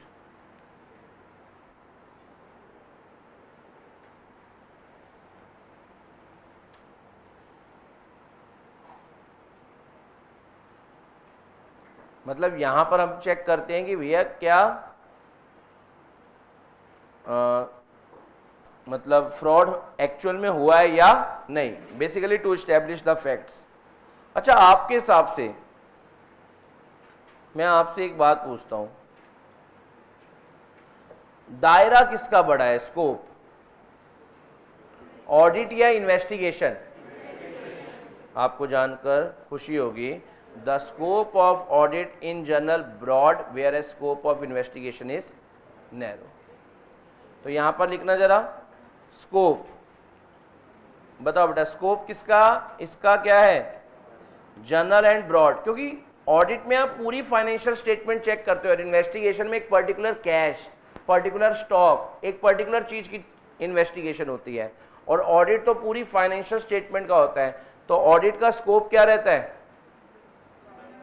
General and broad, और जबकि इन्वेस्टिगेशन का स्पेसिफिक एंड नैरो। क्या आपको ऑडिट वर्सेस इन्वेस्टिगेशन समझ आ गया? पक्का वाला ना?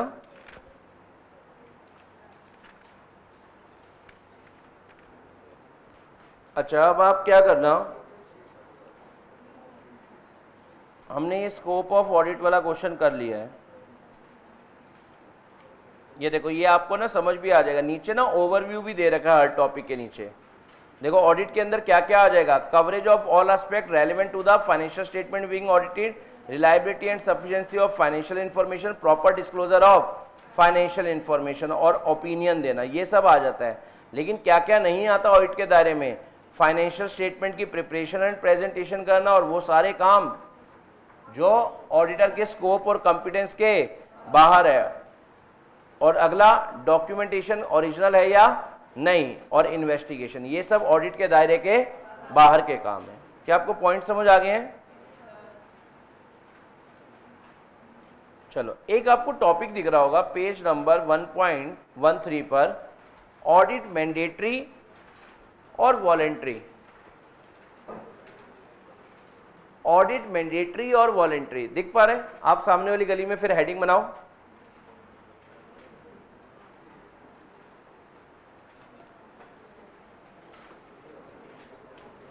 ऑडिट मैंडेटरी और वॉलेंट्री।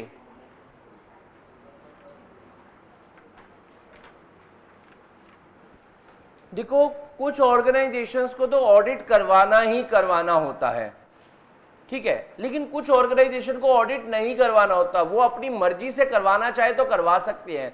सर वो क्यों करवाना चाहेंगे? ऑडिट के बेनिफिट्स को देखते हुए। देखो, ऑडिट करवाना सभी ऑर्गेनाइजेशन के लिए मैंडेटरी नहीं है, ऑडिट करवाना सभी ऑर्गेनाइजेशन के लिए समझ आ रहा है आपको? जैसे बताओ बेटा, आपकी गली में जो दुकानदार हैं, क्या वो ऑडिट करवाते होंगे? वही तो कह रहे हैं। क्या कहना चाह रहे हैं? It is not necessary that audit is always legally mandatory. कह रही है जरूरी नहीं है कि ऑडिट क्या हो, मैंडेटरी, लेकिन कुछ जगहों पर कंपलसरी भी है, जैसे कंपनी को तो ऑडिट करवाना ही करवाना है।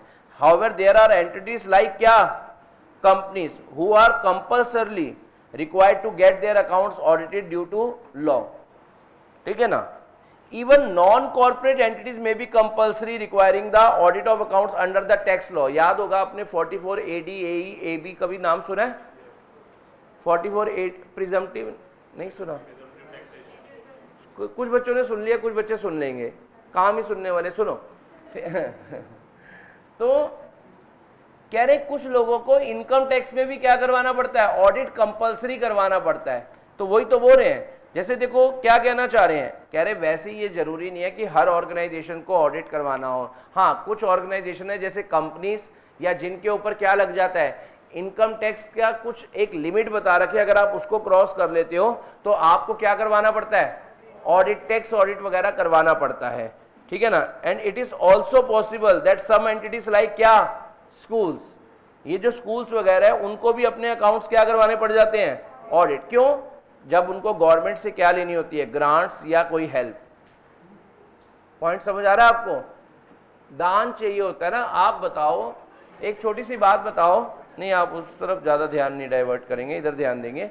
मैं आपको एक छोटी सी बात बताता हूं। आप बताओ एक छोटी सी दुकान लेने के लिए ना आपके पिताजी पूरी जिंदगी लगा देते हैं, उतना पैसा नहीं जोड़ पाते। जब मैं अपने पिताजी की बात कर लूँ, किसी की भी बात कर लूँ, पूरी जिंदगी लगा देते हैं, एक छोटी सी दुकान नहीं ले पाते। और आप बताओ स्कूल का ग्राउंड कितना बड़ा होता है, स्कूल की बिल्डिंग्स कितनी बड़ी होती है, पार्किंग कितनी बड़ी होती है, इतनी सारी जमीन एक स्कूल को कैसे मिल जाती है? गवर्नमेंट हेल्प करती है। ये लोग दिखाते हैं कि हम क्या कर रहे हैं, समाज का भला, क्योंकि पढ़ेगा इंडिया। तो भाई वो गवर्नमेंट कहती है अच्छा हमारी ये जमीन पड़ी हुई है, इस पे बना लो स्कूल। पॉइंट समझ आ रहा है आपको? तो इतने बड़े बड़े स्कूल्स के जो एरिया हैं वो उस वक्त के वैसे बने हुए हैं। ठीक है ना? जैसे आप किसी स्कूल का, अगर जो पुराने स्कूल्स हैं, अगर आप उनका ब्रोशर वगैरह पढ़ेंगे तो आपको पता चल जाएगा, वो बताएंगे ये ज़मीन हमें सरकार ने दी थी और वहाँ पर हमने ये सब चीज़ें अपने स्कूल्स वगैरह बनाई थी, इतने बच्चों से स्टार्ट करा था, आज हम यहाँ पहुँच गए। यानी दी तो गवर्नमेंट थी वो ज़मीन। समझ आ रहा है आपको? तो यहाँ पर वही है। तो स्कूल्स वगैरह भी ऑडिट करवाते हैं क्योंकि उनको गवर्नमेंट से ग्रांट्स और असिस्टेंस वगैरह चाहिए होती है। ठीक है ना? और कुछ ऑर्गेनाइजेशन वैसी ही ऑडिट करवा लेती है वॉलंटरली। क्यों? ऑडिट के बेनिफिट्स को देखते हुए। पॉइंट समझ आ रहा है आपको? यस और नो? तो अगर मैं आपसे पूछूं, आप दो पार्ट पे करो डिवाइड। आपने एक हेडिंग बनाई है ऑडिट मैंडेटरी और वॉलंटरी। आपने एक हेडिंग बनाई है ऑडिट मैंडेटरी या वॉलंटरी, है ना? तो मैंडेटरी किसके लिए है?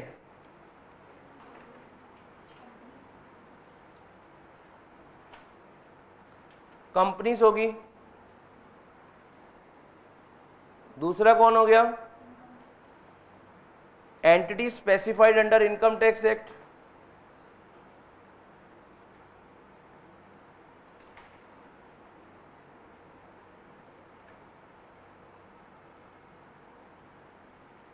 Entity specified under income tax act.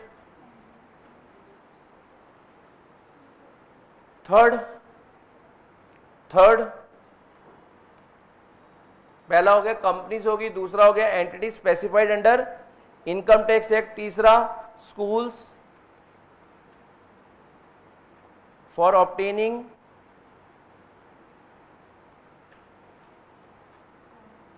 Grants from government.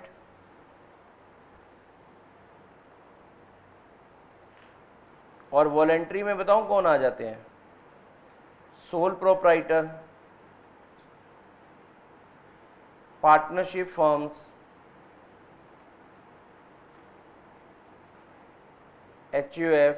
ये चाहें तो ये भी करवा लेते हैं, ये चाहें तो ये भी ऑडिट अपना करवा लेते हैं। किस चीज को देखते हुए? बेनिफिट्स को देखते हुए।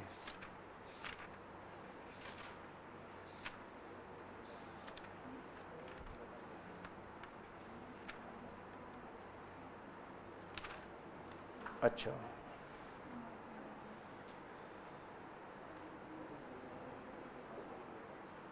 अब ना एक बारी ज्ञान की बातों पर आ जाओ।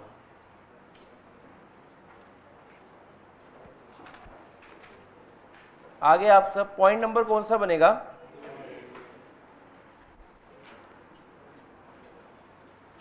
पॉइंट नंबर कौन सा बन रहा है? 8। Very good. वहां एक नाम लिखो, क्या? Audit risk. वहां एक नाम लिखो बेटा, क्या? Audit risk. एक टर्म आपके साथ डिस्कस करते हैं, ऑडिट रिस्क। चलें स्टार्ट करें, ऑडिट रिस्क के टर्म को डिस्कस करना स्टार्ट करें। बेटा रिस्क वर्ड का मतलब होता है टेंशन, डर। समझ आ रहा है आपको?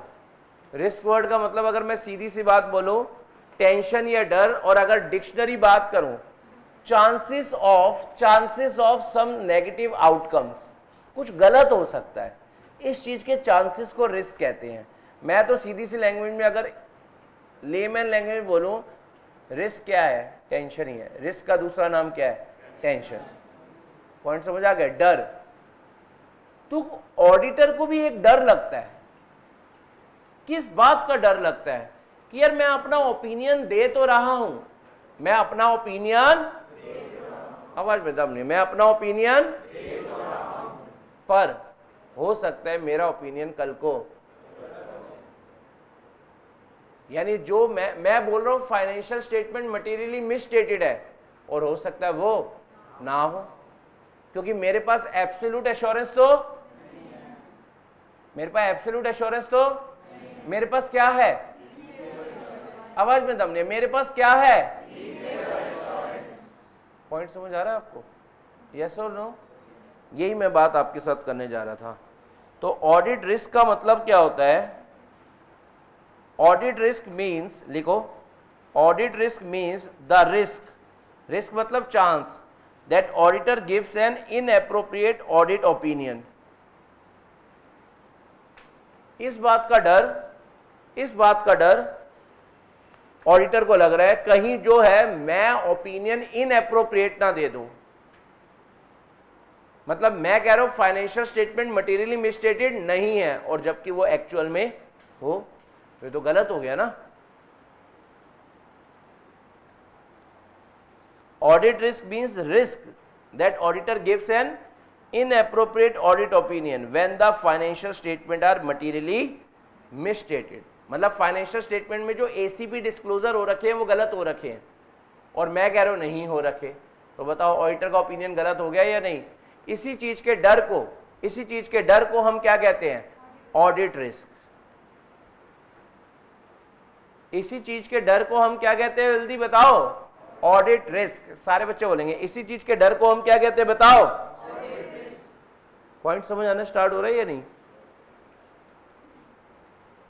रिस्क ऑफ गिविंग इनएप्रोप्रिएट या wrong opinion, risk of giving inappropriate या रॉन्ग ओपिनियन, इस बात का डर कि मैं कहीं ओपिनियन गलत ना दे दूं।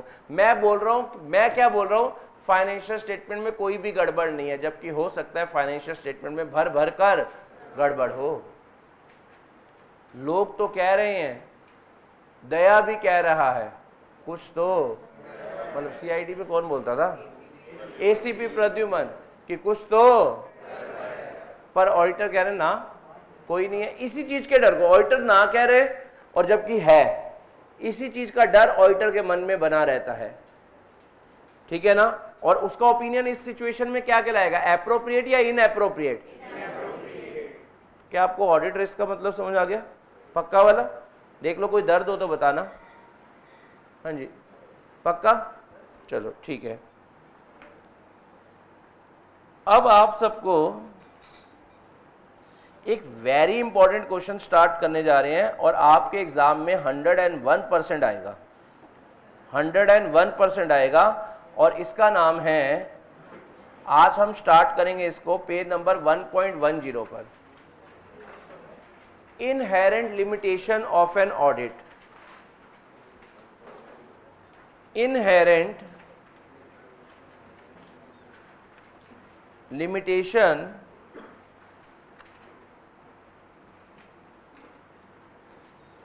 Of an audit.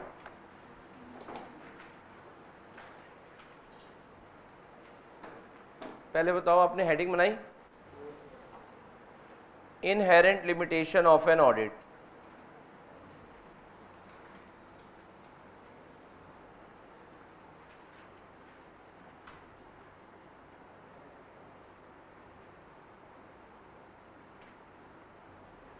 करें स्टार्ट करें। टॉपिक का नाम क्या है? Inherent limitation of audit. देखो एक होता है लिमिटेशन और एक होती है इनहेरेंट लिमिटेशन। आओ जरा पहले इसी वर्ड पे फोकस करते हैं।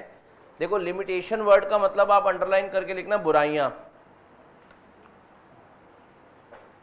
हम ऑडिट को कह रहे हैं तेरे अंदर तो बुराइयां हैं। ऑडिट भी आगे से कह रही है किसके अंदर नहीं होती, सबके अंदर होती है कुछ ना कुछ बुराई, ठीक है ना। ऑडिट के अंदर कुछ बुराइयां हैं, ऑडिट के अंदर कुछ बुराइयां हैं, ठीक है ना। और कैसी बुराइयां? इनहेरेंट। What is inherent? जिसे आप चाह कर भी हटा, यार मैं बुरा हूं ऐसा मतलब ये फैक्ट नहीं बता रहा। अरे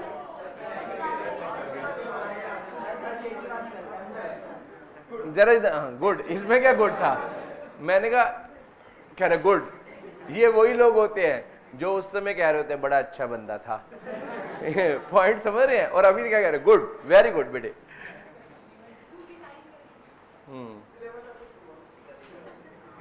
सुनो, लालची इंसान कर्मों में जुड़ेगा तेरे। हाँ सुनो मेरी बात। अच्छा मैं आपसे एक बात पूछता हूं। देखो कुछ होती हैं बुराइयां और कुछ होती हैं ऐसी बुराइयां जिसे आप चाहकर भी हटा, उसी का नाम रखा गया है क्या? Inherent limitation of audit. एक बार बोल दो बेटा, उसी का नाम रखा गया है क्या?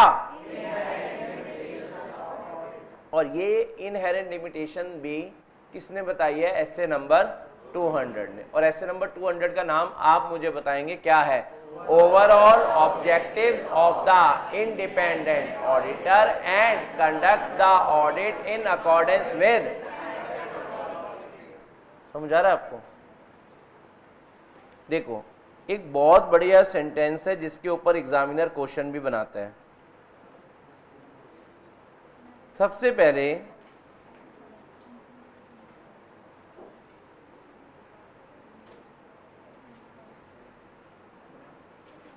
हाँ आपको ना एक लाइन नोट करनी है जो क्वेश्चन बनती है, ये एस पर एसए नंबर कौन सा? इसका नाम लिखो पहले। इस इनहेरेंट लिमिटेशन का टॉपिक के अंदर आप हाँ यहीं पर अपना लिखो। गली नंबर कहां पर थे आप? 1.10 पर आप थे ना, वहीं पर आप लिखो।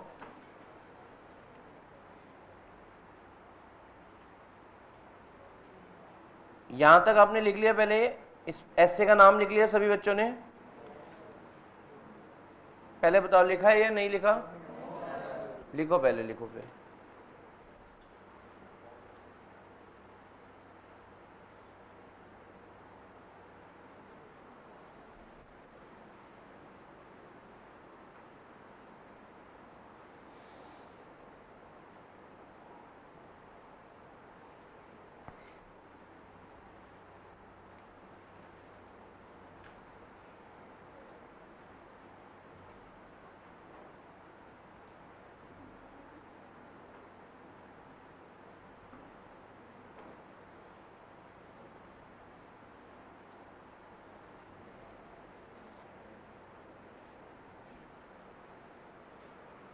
चले स्टार्ट करें कहानी।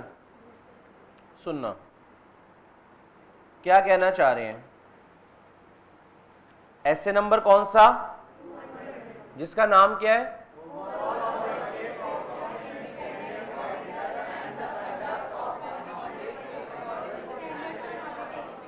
ठीक है, अब जरा सुनना ये क्या कहना चाह रहे हैं। अभी कोई भी बच्चा नोट नहीं करेगा जब तक मैं आपको कहूँ ना, और आपको चीजें समझनी पड़ेंगी।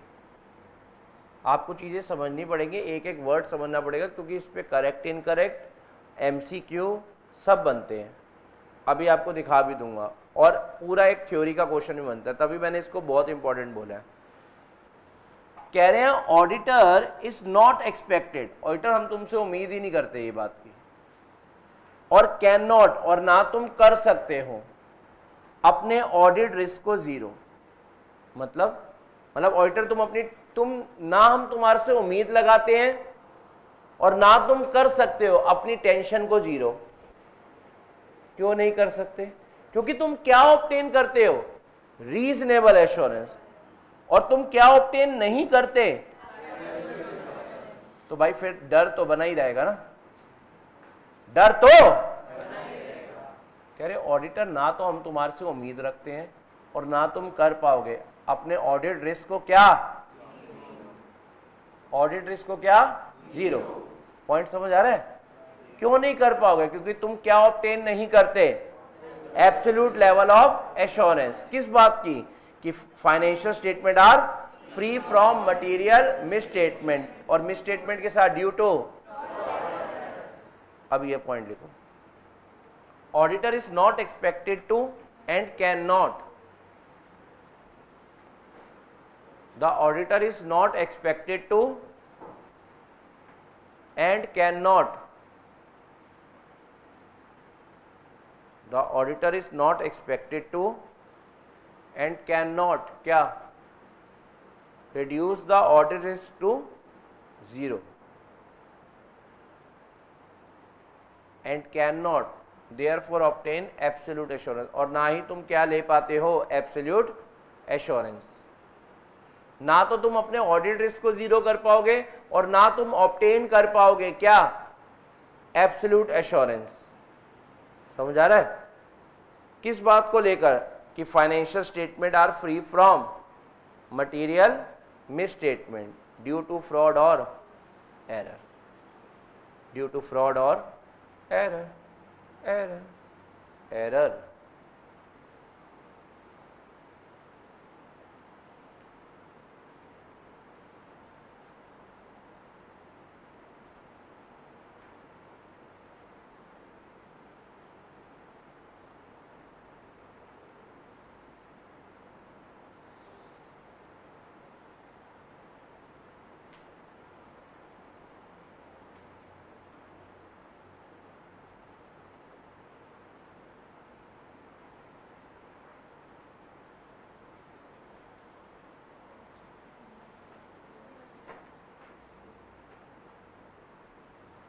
चलें, नोट कर लिया आपने?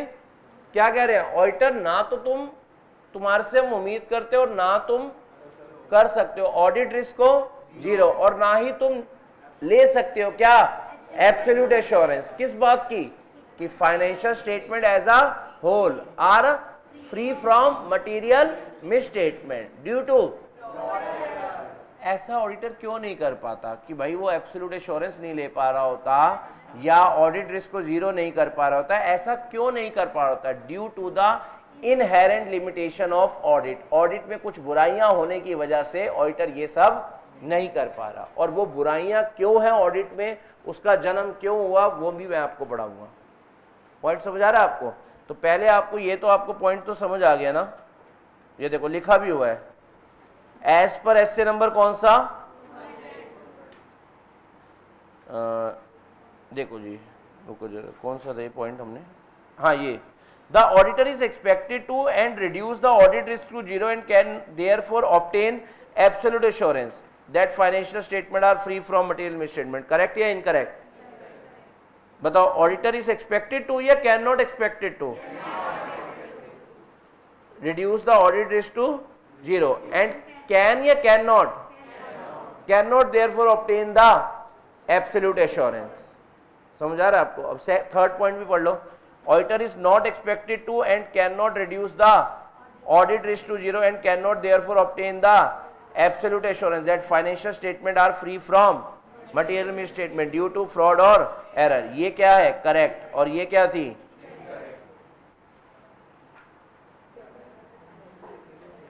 अब लिखना जरा इसके बाद,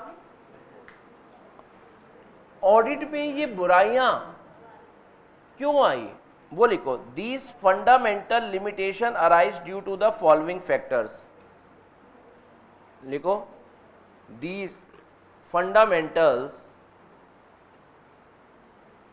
these fundamental limitations arise due to the following factors, due to the following factors। these fundamental limitation arise due to the following factors। कह रहे हैं ये बुराइयां क्यों आई, नीचे दिए गए फैक्टर्स की वजह से। और उसमें पहला लिखना नेचर ऑफ फाइनेंशियल रिपोर्टिंग।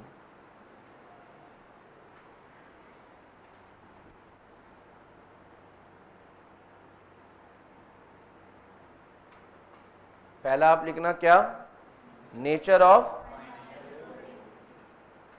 अच्छा, ये सारी बुराइयां क्यों बनी वो हम नेक्स्ट क्लास में डिस्कस करेंगे, ठीक है, ओके।